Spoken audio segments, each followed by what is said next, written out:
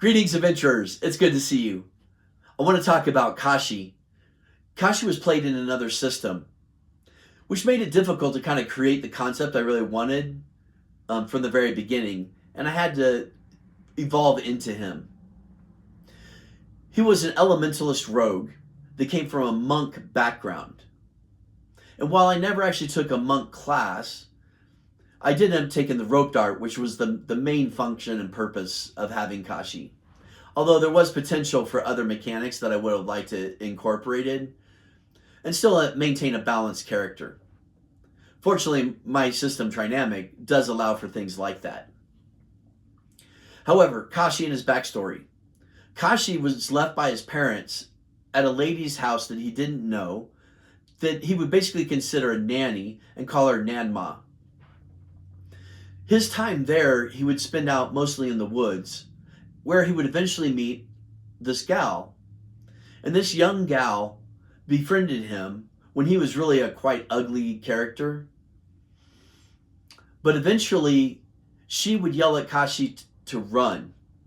And so Kashi ran and ran far.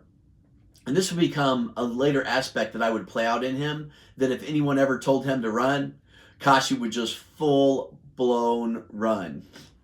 Almost to the point of not stopping or getting lost. This was a fun thing to introduce into the other characters without them knowing about it. Kashi ran and ran, and eventually went to the city, which he wasn't familiar with, and he learned how to be a rogue, to steal and survive. And one day, going back out into the woods, where he hadn't been in a while, he had met a monk. And this monk ended up testing him and recognizing some ability in him, took him back to the monk monastery, where he would begin some training, and eventually learned that he was very adept with elements. So this is the basic premise of his story.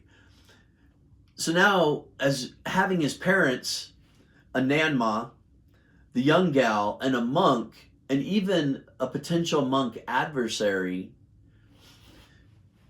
to integrate into campaign play, there were plenty of opportunities I introduced to a game master without deciding and trying to define exactly what all these characters were and how they related to him or what happened to them.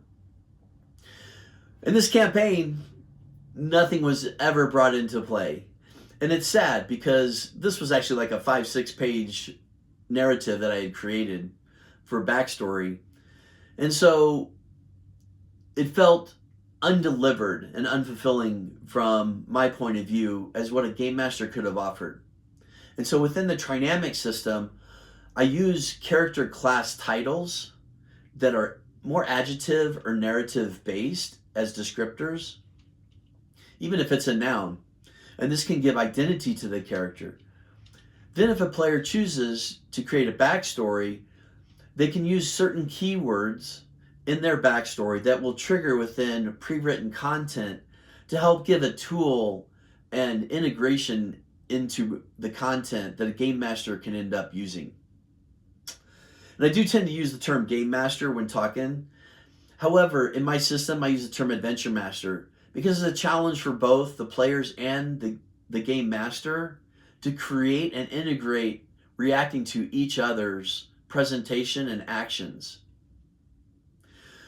So you can go to my library, and as a free member, you can end up downloading for free Kashi's backstory. Read through it, learn a little bit about my style of writing, and in this case, some may not be happy with it as I switch points of view with intention and design, whether that works to my advantage or not.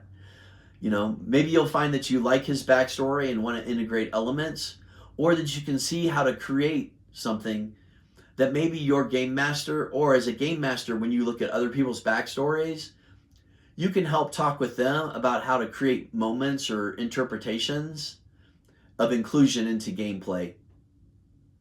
Let me know your comments about how you think I write. You know, subscribe if you like what I'm doing. You know, try to put the word out there. Help me get my system out into publication. I'm looking at a pre-launch later this year or the spring of 2026. Adventure well.